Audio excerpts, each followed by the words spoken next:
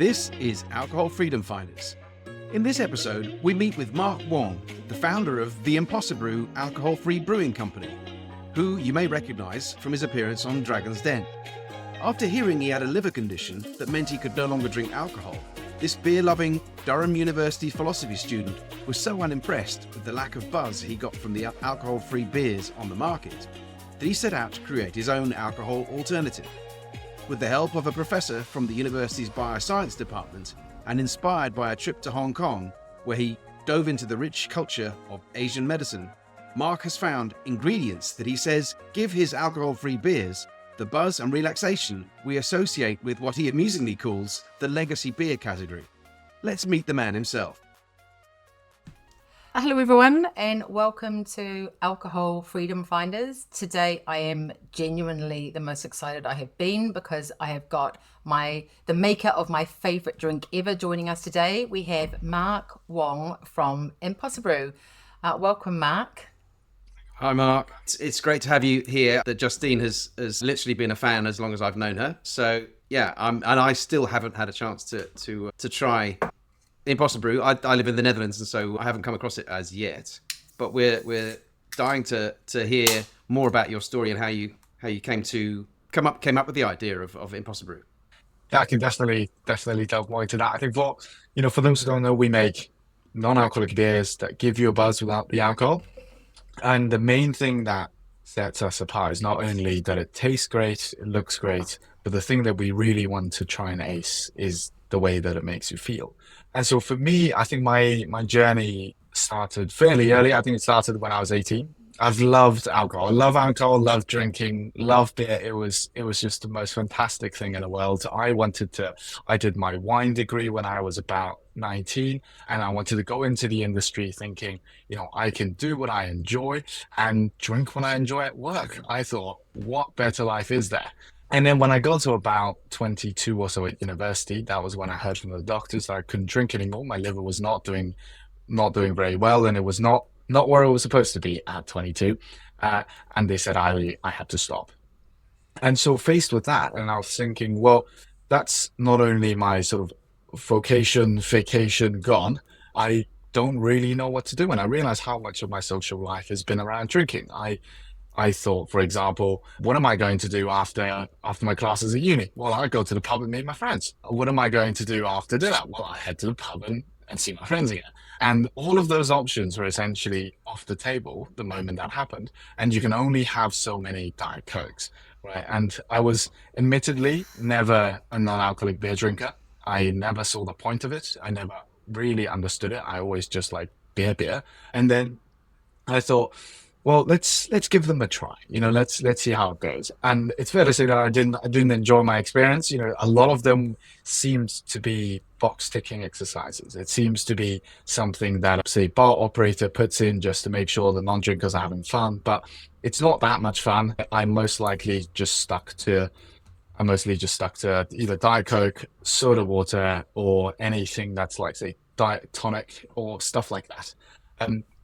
And it was not until I met a professor at university. He's Dr. Paul Jazzo, and he was from the sort of neuro, I don't remember exactly what the department was, but he was a bioscience professor at the time. And I did philosophy at Durham University, which is nothing to do with what I'm doing now and nothing to do with what he was doing. But we bonded over this idea of, can we use natural ingredients? Can we use things, say, for example, like caffeine? Caffeine gives us energy, and it's derived from coffee beans and green tea and so on. Can we use natural ingredients like these to replicate that same feeling? Because that was the elephant in the room. The elephant in the room was, yeah, sure, we are all drinking non-alcoholic beverages as we're not drinking, but, why did we drink in the first place? Was it flavor that got us there? Flavor was surely an important part, but definitely not the most important part. And so we sort of bonded over this idea of, can we make something happen? And fast forward a couple of years, we had a few prototypes, got it going. I brewed in my university dorm room. That was really fun. That sort of gave me a new sense of something to do. And started brewing beer, started making these ingredients, working with Dr. Shazo and getting it there. But at the beginning, it was horrific. Like, especially these plants, you can imagine some very herby, planty, muddy, rooty taste that just does not tie in with beer whatsoever. And it took us a long time to get it right. But ultimately, the goal was kind of simple.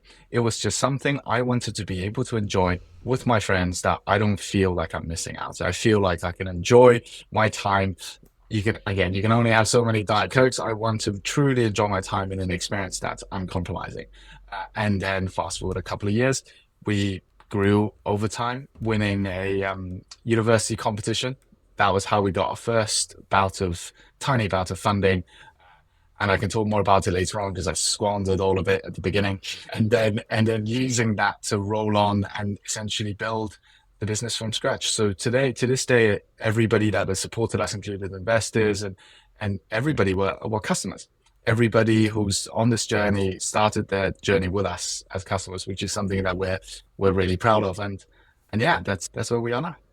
Well, that's an awesome story. And I love the fact that you've transformed something into kind of a negative thing. Oh my gosh, I can't drink anymore. I've got health issues, into something that's become not only you've transformed your health, but you've set your career trajectory with it as well. And I resonate with that completely, because actually the reason that I'm here and the reason I'm doing this podcast and that I'm a freedom from alcohol coach is because I got to a point where I realized that alcohol just wasn't serving me anymore. It was running the show. I was going through a cycle of cravings and withdrawal. Even if I wasn't an alcoholic, it was certainly ruling my day, and my weekends and my midweek and the start of the week. So now it's become also ruling my start of the week, my midweek and my weekends, but it's in another way, which is helping other people become free from alcohol and trying great drinks like yours. This is actually the first time I've tried the rhubarb. I kept putting it off trying it, and today's the first day I've tried it, and it's really delicious. I know that you do like a seasonal, a summer drink. You always have something a bit fruity. I think last year there was a pink grapefruit one that was yummy. Yes. But both the products that you had, the standard products, both the IPA and the lager, really kind of support what I'm trying to achieve, which is feeling good naturally, and this really ticks the box as well. The rhubarb especially, it's something that we're super proud of, and we had it. We have these limited batches that we only sort of make them for fun, really. I mean, it's the economics don't really make sense because it's such a small batch, but we thoroughly enjoy it. We made a triple hot IPA earlier in the year. We had a vanilla stout last year, and as well as a sort of I tried red. that. You tried that? Nice. We also had a dark. It was vanilla stout and a dark red ale as well. But these are just purely fun projects that we really like having fun with. And yeah, I'm glad you like this one. This is a really popular one as well. This one's been really good. Wow. I mean, I could really get into the weeds of how you actually do this, but I just, that first question that came to mind was in the dorm, that first time, creating it, and how are you able to make it non-alcoholic then at the end of the process? Because I imagine there's sort of fermenting going on. Yes, it's a really good question. So there are a couple of ways to make non-alcoholic products. The first one is the easiest one. The first one is when you have a fully alcoholic product and you remove the alcohol from it. So you can either use heat, which is pretty much the most common way, or you dilute it, or you use reverse osmosis to take the alcohol out. So all three of these ways involve the removal of alcohol. While it's good, it's cheaper to do and it's simple. The problem typically is that when you remove alcohol, a lot of the flavor, the sort of ethyl flavor profiles are stuck with the alcohol compound, like stuck with the ethanol compounds, and they get released with it in the same time. So you almost, by removing the thing that makes it special, which is alcohol, you also remove a lot of the flavonoids and all the rest of the parts that make it alcoholic, well, make it taste like a beer. And so, well, the good thing is a lot of companies use it because it's an operationally efficient approach, right? You can imagine you turn 5% beer, you can remove the alcohol from it and then water it down with malt water. So either like wort or any unfermented malt water, and you can essentially dilute that up to 3 times. And one beer turns into 3 beers without alcohol tax. It seems like a massive steal, but the problem is the quality isn't very good. So we found a different way to do it, which is something that we're very, very proud about and happy with, is the idea that what if you don't remove alcohol at all? What would that mean? That would mean that you would brew a beer, one in, one out, same with a craft brewery would. You would go in, brew the beer, and just as it gets to the point of zero point 0.5, just the right amount of fermentation, you crash it with a very cold temperature bath. And essentially you put the yeast to bed. You put them to sleep, and they don't consume any more sugars. They don't ferment any further. They don't increase the alcohol percentage. But the result you get is you do not lose any of the flavonoid compounds. You keep everything right where they are. And the yeasts are just peacefully sleeping in cold temperatures.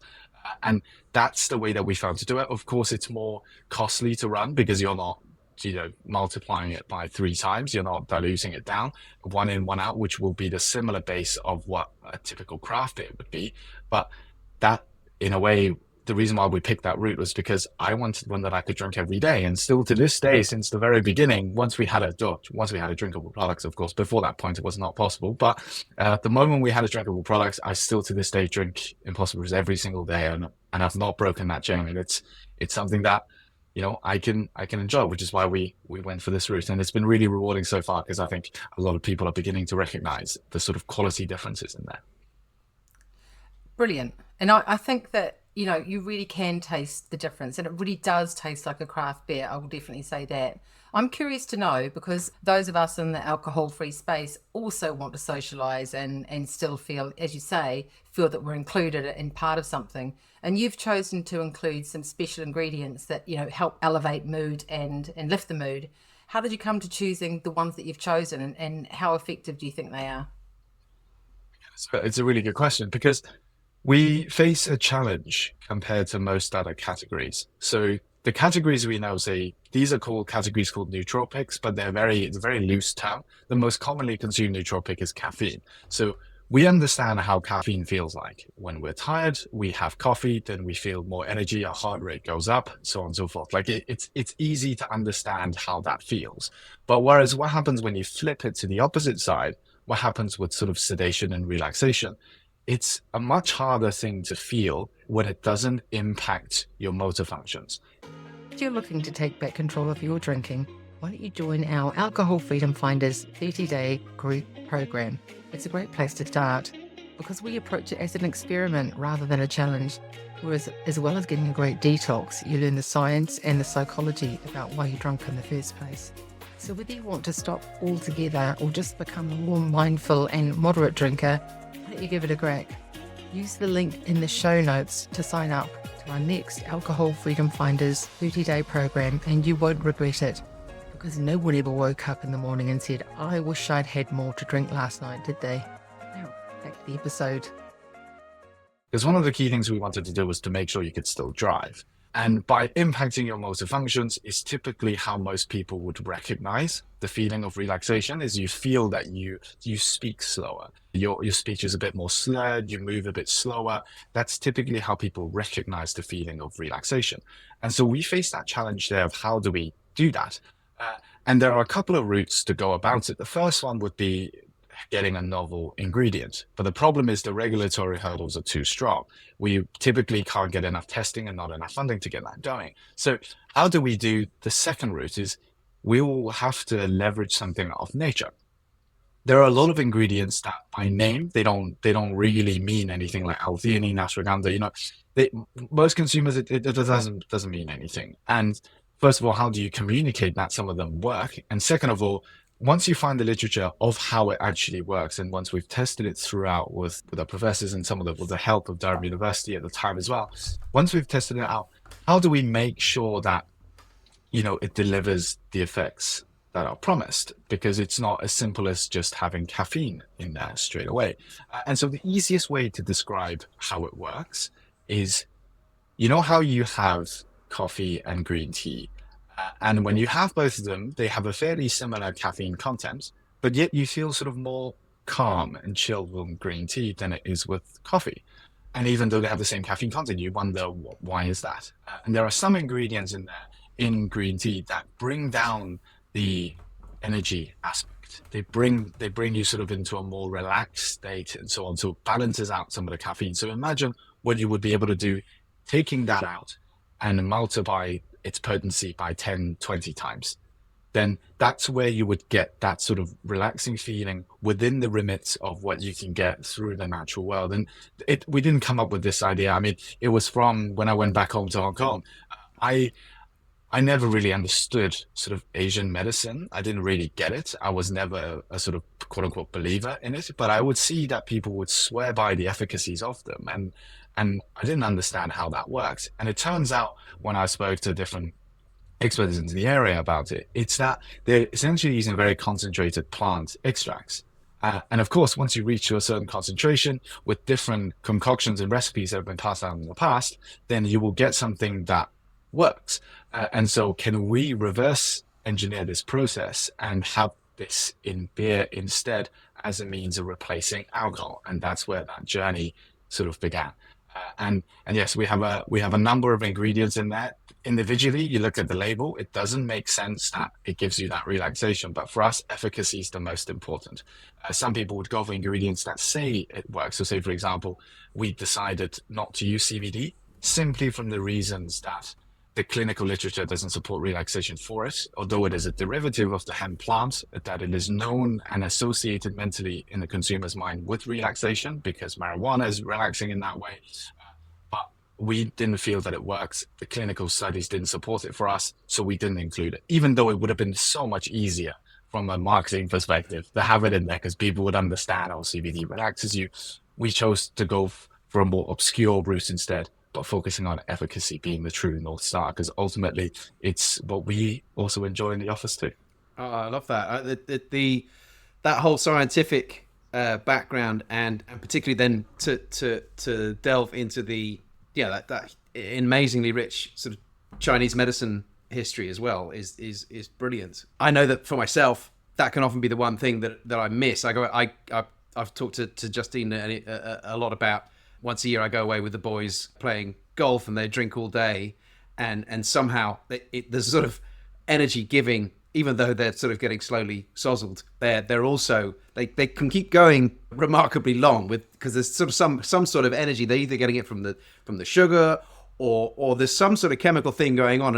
And if I was to miss anything about alcohol, and that would be the only thing that you sort of think, oh, it does give you the ability to go longer. And just you can go on into the night. And I find myself doing a few shots of espresso before dinner and after dinner, just to sort of stay awake with the lads. And so I'd be really interested to hear or to find out whether having this sort of nootropic in a beer, whether that will be the thing that I'm missing. I think I could add to that as well. If you're not, we could go deeper into the scientific parts of it, because I think for some of the parts that you're mentioning, you're absolutely right in pointing out that alcohol is not exactly a sedative, and it's not exactly a stimulant either. It's a very odd state in between the two, and it kind of depends on how the person reacts. And so, which is why some of the ingredients we've selected, the official term or the official clinical efficacy for them is called sort of alert relaxation, because it stimulates alpha brain waves in the brain by going through the blood-brain barrier.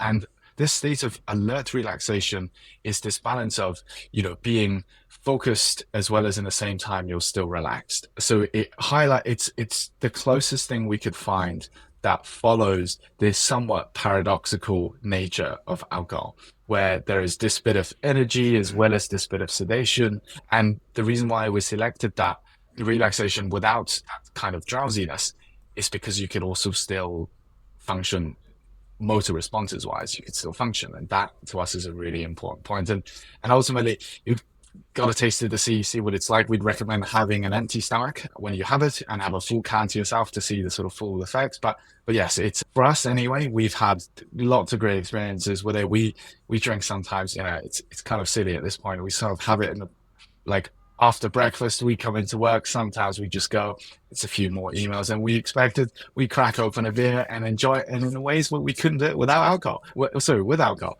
And yeah, it's been a great experience for us. Well, I can definitely confirm that after, how much have I had? I've had half a can, and it definitely mimics, like no other alcohol-free product, that sort of feeling in the stomach that you get when you've had alcohol, that kind of, alcohol has a sort of I guess it's a burn or something that you can really feel it that's hit your stomach. I would say in a different way, but you could definitely feel that you've had the social blend of the nootropics has hit your stomach with this. So it does mimic the feeling, that Friday night feeling or the relaxing feeling that you're looking for in terms of, I need to change, something to help me change my state here. And it definitely does that.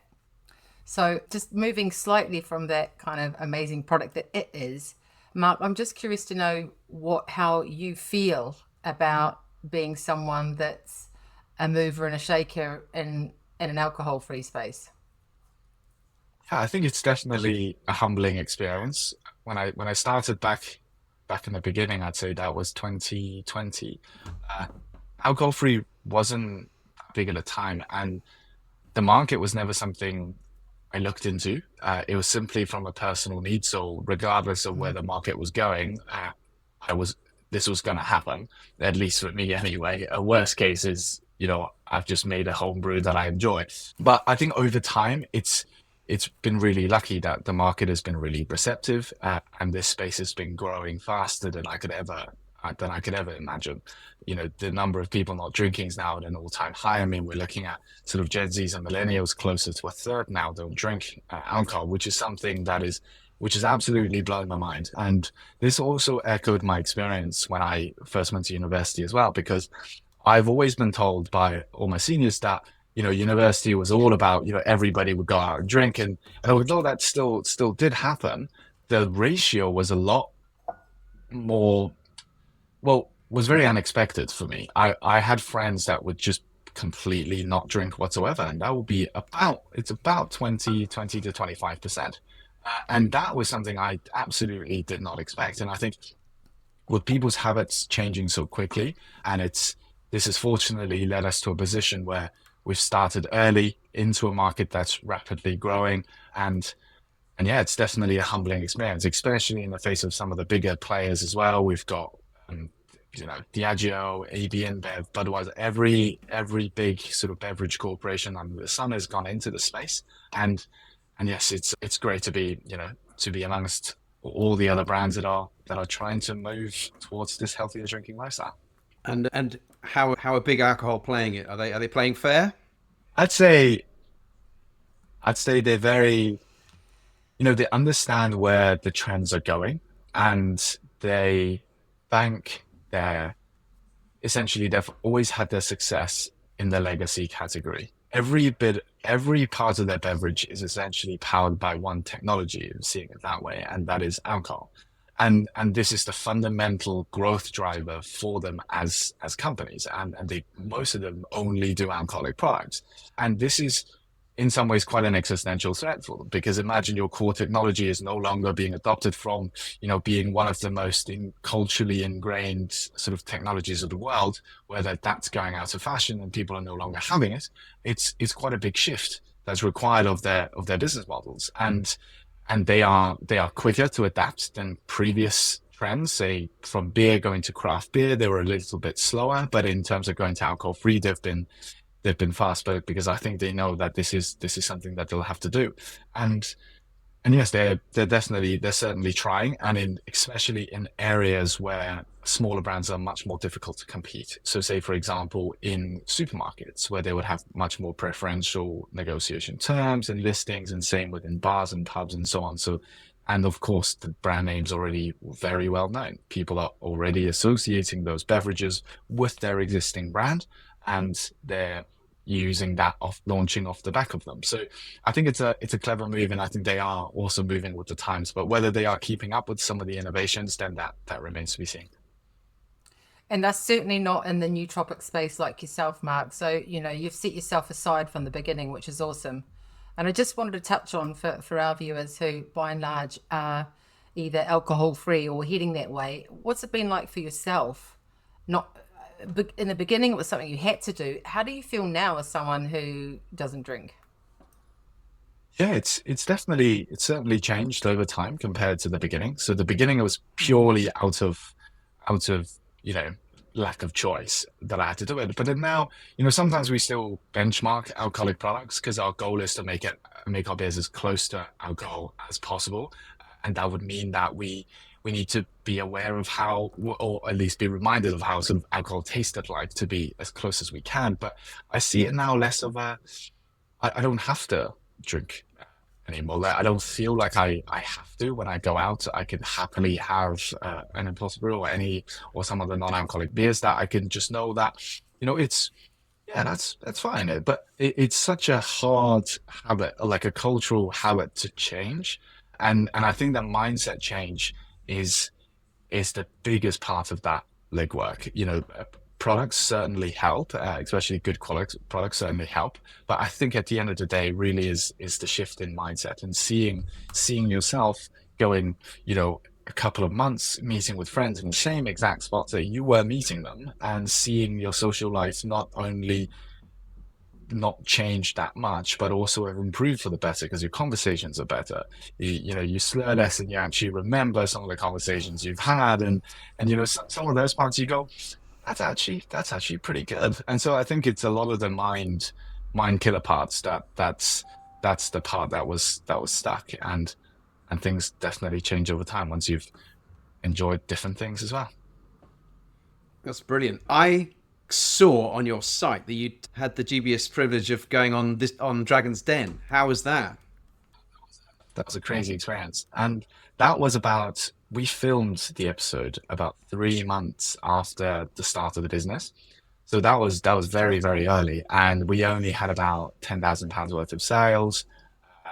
Nothing was ready. The design on there was something I made on PowerPoint because I spent at the beginning, I thought, well, it was all about brand. So then I spent all the money on that we had from the competition winnings on a big, big branding agency, and it just didn't work. It wasn't something that we could do, and it wasn't something that I liked at the end result. So I just had to make it ourselves, brew the beer ourselves, and sort all of those parts out. And when I went on the episode, the whole thing was about an hour and a half long, and it gets edited down to about 11 minutes. And you don't see the dragons beforehand, you don't see them after. The entire thing was one take all the way through, and it was a terrifying experience.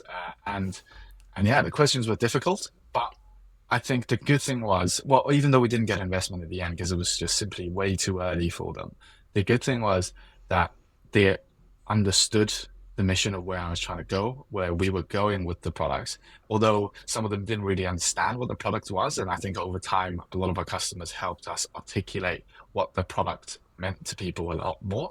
But throughout that journey, people saw us on TV and began to understand what we were trying to do and how we were trying to bring drinking to a different place, to change the nature of social drinking. And I think that experience, really gave us a positive start. And yeah, I mean, I could go on all day with that day, and you don't see what the edit is like at the end until the episode airs, and the risk of incredible public humiliation was just always looming over my head. And I thought, I've seen so many of those episodes where somebody fumbles their numbers, forgets something, and that person becomes a bit of a laughing stock and so on. And I was worried. I was like 24 at the time. I thought this could be the end of my personal reputation. But yes, I think God bless it, went the right way. So that was good. Well, I mean, totally amazing. And ultimately, no publicity is bad publicity, right? And that's what's come out of it for you, which is brilliant.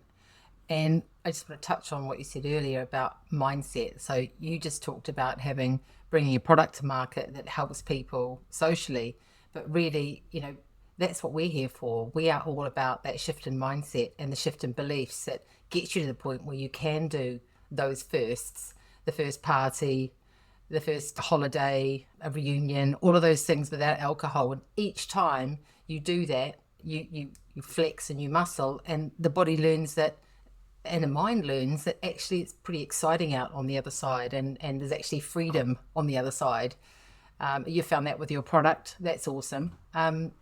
We like to ask our guests one last question, which is what 3 words best describe to you what it means to be an alcohol freedom finder? Yeah, it's a good question. I'd say first one is exploration. It's to see, that there are so many more choices away from alcohol, that it's not just, it's not just drink or not drink. There are so many more choices, and I think having that explorative mindset is going to be really important. And the other part is, I'd say, is innovation, and not even just on a sort of company or product level. Is not any of that, but it's innovating the way in which you interact in a social situation, because alcohol has always been a prop in some ways, and that's been sort of the only prop. And can you innovate and find your own way, that you can find other things to replace that sort of, behavior, action, reward, that kind of loop? Can you find something that replaces that loop and be innovative in your approach? And it could be whatever floats for people. It could be, 3D breaths, or it could be anything whatsoever. So, but just being inventive, I think that plays a key part. And the last one, I think, is also, the last one's adaptability. I'd say it's being adaptable to different situations, and understanding that, the default response may not be the right one. The default response that we've had all throughout our lives, when we're a bit stressed, oh, it's alcohol. Or when we're, feeling a little bit socially anxious, the conversation's not going very well, or maybe that person's just made a really awkward joke. Oh God, I wish I had a drink. Changing some of those, being adaptable in how you approach social situations and so on. And I think that's, yeah, those will be really good things, at least for me anyway. That really Love that. resonates with me. I mean, the thing when I decided, okay, that's it, I'm not drinking anymore. The thing that I went in search of was, how do I make this okay? How do I feel that I'm not missing out? And while you can, by understanding the science and understanding what the sort of net effect is of drinking, you can see that the net result is you lose. You get that buzz at the beginning, but then the body's reaction to that leaves you depleted in so many different ways. But there's always that thing with, but the buzz, but the dopamine hit that you get, and that's the thing that obviously that we delve into that a lot in our methodology, that the psychology behind that and the subconscious feeling is that's something that's really desirable and very difficult to say no to. So if you can come up with a way of tweaking, of triggering a little bit of that, and then also have the sort of non-alcoholic benefits that we all understand, that's just the holy grail as far as I'm concerned. Brilliant. I think you're absolutely right in saying, that there needs to be some sort of replacement. And I'm sure you guys know some more about this than I do. I mean, it's all about sort of, behavior, action, sort of trigger, action, reward, and investment, right? And typically with alcohol, the problem is you've got a behavior, well, the cue comes up, the trigger comes up, and you drink alcohol, and the reward comes with the dopamine. And then, as you mentioned, then you get the hangovers the next day. And with the hangovers, that kind of investment where you go, well, actually, that's perfectly syncing in with the cue to drink more. Then you just have this cycle that keeps perpetuating forward. But cutting off the reward after an action isn't the solution to the problem. Just by cutting off the reward doesn't mean the reward no longer exists. And the reward has to be replaced with something else, that there is a clear reward, but it doesn't necessitate the re-triggering of another cue. And I think true behavior change can only come from, satisfying, sort of kind of being aware that there are some certain human needs that we would like to be met, and see if we can satisfy those needs in a way that's significantly less harmful. And I think I absolutely agree. Brilliant. Have you, Justine did say it was the last question, but I've got one final one that I'm just interested in. I think that Professor David Nutt, have you come across his work on the GABA mechanisms and his work on non-alcoholic spirits? Is that something that you'd be interested in? I've read up on some of his works. I think he's definitely a pioneer in the field. He's been vocally advocating for sort of the damaging effects of alcohol and so on much sooner than I think a lot of people have. And I believe he's also launched his own product at the moment using sort of different various plants. And I think spirit is a very interesting space. I think there are unique challenges with spirits. Well, There are also unique benefits with spirits. The main benefit being, of course, it's very shelf stable, so you can have it at a bars and will much more likely stock it, for example, compared to beers, and then you can mix it in a wide variety of beverages that you can enjoy different tastes of. If you like pineapple versus you like strawberries, you can still make a spirit work for that. But the difficulty is, it's really hard balancing flavor, especially of spirits. There is always an innate expectation that a spirit gives you a kick, that you're meant to have that sort of burn when you have it, and that kind of reinforces the whole experience. So I think there's definitely some work to be done on the spirit side, and we're definitely interested in catering to drinking occasions beyond beer itself. Beer made sense to us simply because we're a bunch of people that really like beer, but beyond that, on a wider point, and I think spirits definitely do have something with them as well that serves a unique place in people going on their journey of trying to drink less but better. Mark, that's awesome. Now, speaking of trying Impossibrew, how best for our people to try Impossibrew? What do you recommend they do? How do they get hold of the product?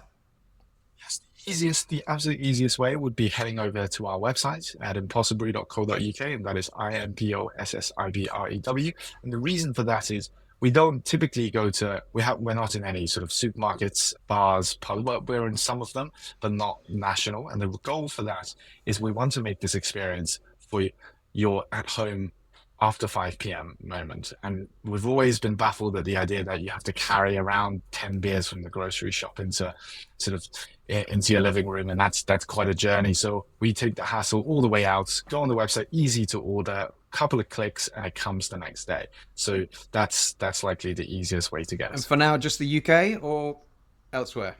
For now, just the UK. We're a very small team at the moment, and so and on a side point as well, we've been finding it difficult to keep up with production demand and so on. So we can only sort of cater to the UK at the moment. But later on, soon enough, we'll be hopefully in the other regions as well. I'm there next week, so I'm going to put my order in now, and I'll be able to taste it next week. I'll post it on the social media. I think we still have some rhubarb left, and we also have a refer a friend thing as well. So you guys can, I guess, refer each other and make it work. I have referred a lot of friends. I tell you, Mark. Thanks so much for being with us. Yeah, thanks very much. Thank you for having me. Yeah, thanks very much.